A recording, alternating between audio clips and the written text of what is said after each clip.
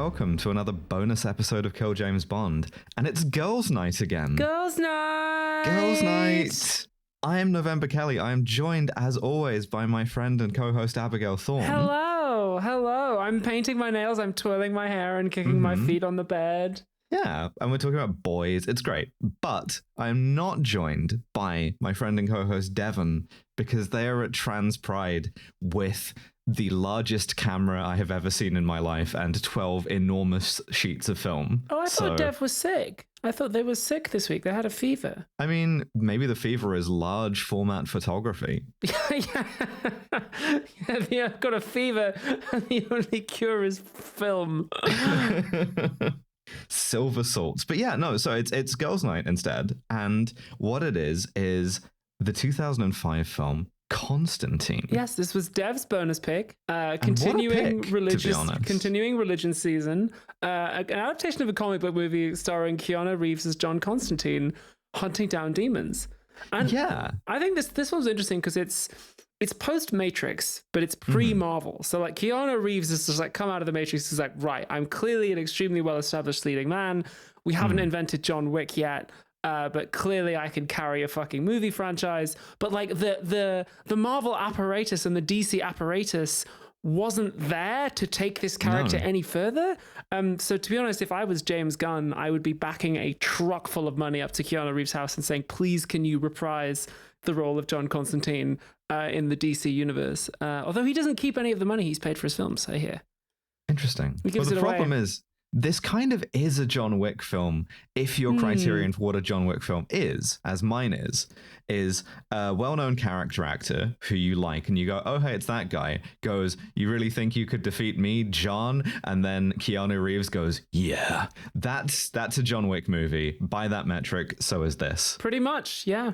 Because John Constantine, if you're not familiar, is like a distinctly British comic character. Yeah, in the book, in the comics, he's from fucking Liverpool. Yeah. And the sort of like elevator pitch there is, what if your kind of like mystical warlock Doctor Strange figure was not this kind of august, like serious, elderly, sort of introspective type, but instead like working class, grubby British dickhead? What if he was one of the lads?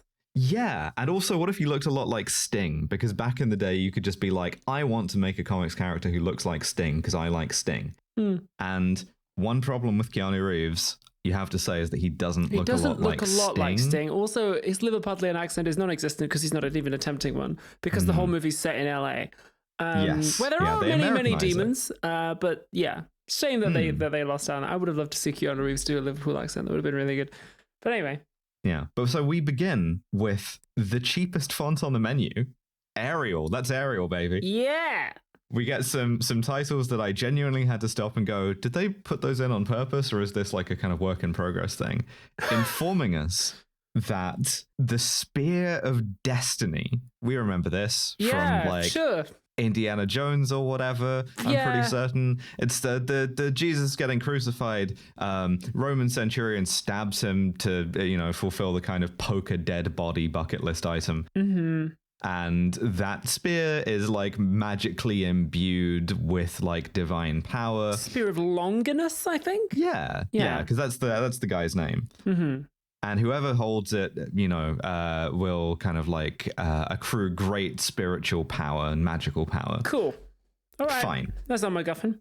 We actually begin, though, in Mexico with this is technically a 009 scene, I hope you realize. This is true. 009. So, I mean, I have to say, despite not fully having the yellow filter, this is some nasty work to do to Mexico, because we're in like the Badlands, right? Where there's I don't know what it is, like a ruined church or something, ruined cemetery. I don't know how you deconsecrate a cemetery, but like move the bodies, I guess. But couple of prominently placed like broken crucifixes. And there are these two guys who are, I would say, scrabblers. Yeah. They're scrabbling. They're scrabbling around. They're scrabbling. They're Gollum moding. They're like scrabbling around the place. And one of them accidentally uncovers a box which is wrapped in a Nazi flag, full on like swastika. And inside is the Spear of Longinus. thinking about the Nazis who like fled to not the US to work for NASA, not like Argentina, but specifically Mexico, just as kind of an offbeat thing to be like. Just flight got diverted, I guess. Yeah, I thought I could really get in touch with myself in Cozumel. So it's great scuba diving there, I hear. It has not yet been invented, but when it is, we will have a very nice time. Yeah, so while, you know, in between ordering the like you know, like fish tacos or whatever, these guys buried their spear of destiny in their Nazi flag just to make sure you knew who it belonged to. And one of these guys finds it and instantly golems that shit. He hits the golem pose like second one after this. He's immediately seized with a powerful notion. And he just gets up and starts power walking. He starts Chad walking away. What thing appears on the inside of his wrist, specifically the Zodiac symbol from the movie Zodiac and the actual serial killer, the Zodiac. And then he like gets up and his friend is like, hey, what's going on? And he is 009'd instantly by a speeding car. He's taken out by a car. But he just fucking gets up and keeps going, baby. This guy has been killed in the opening scene, and therefore is technically a 009, but he's still going. That's true. Shout out to Mexican spiritual 009. They make them fucking different in Mexico. Like 009 just starts walking towards the horizon ominously. Okay, cool. Yeah. We'll catch up with him later in the movie, I guess. There's a bit of like bits of Breaking Bad that do similar things. But also of Preacher, which this reminded me of in terms of comic book adaptations. I don't think I've seen. Oh, is that the Paul Bettany vampire movie? No, that's Priest. Oh, that was a dog shit movie. Preacher is a Garth Ennis comic that was adapted by Amazon into a miniseries. Oh, okay. And the deal there is that it's like very, very like lurid. Right. More so than this, but it has sometimes a similar sensibility. Also, I really like the effect of him being hit by the car, and the car is just completely like stoved in twain. Yeah. And he's just fine. It's like Superman. He's just junked. Yeah. So we cut to LA. Los Angeles, my beloved trash fire, where a lady has a problem in that her daughter is upside down climbing the walls and hissing, which is not typical teen behavior in the United States. No, it's frowned upon, in fact. Yes. Yeah.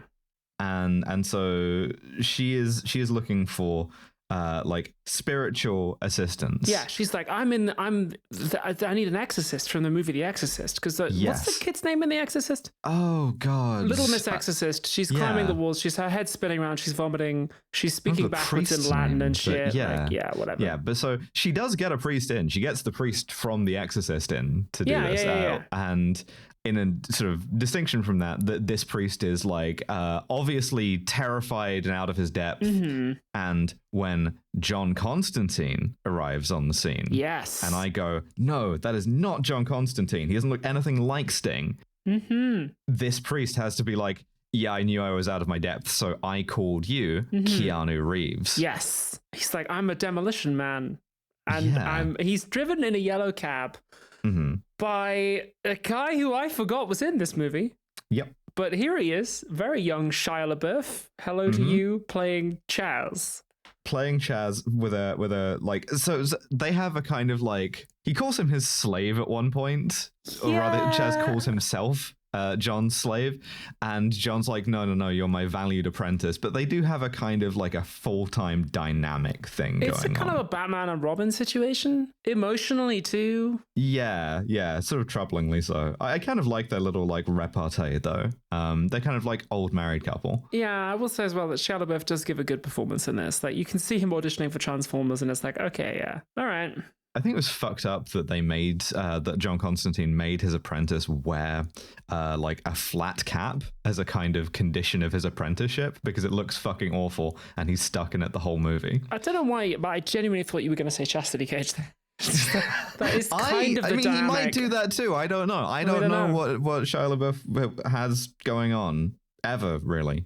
Nothing good lately, it feels like. But so Devon jump scare. Yeah, that's right. I'm not even on the episode and I'm still holding the second half of it hostage. If you want to hear the rest of this, you're going to need to go to patreon.com/killjamesbond, all one word, and sign up today for as little as £5 a month. What is that? That's nothing. £5 is what it costs to go outside.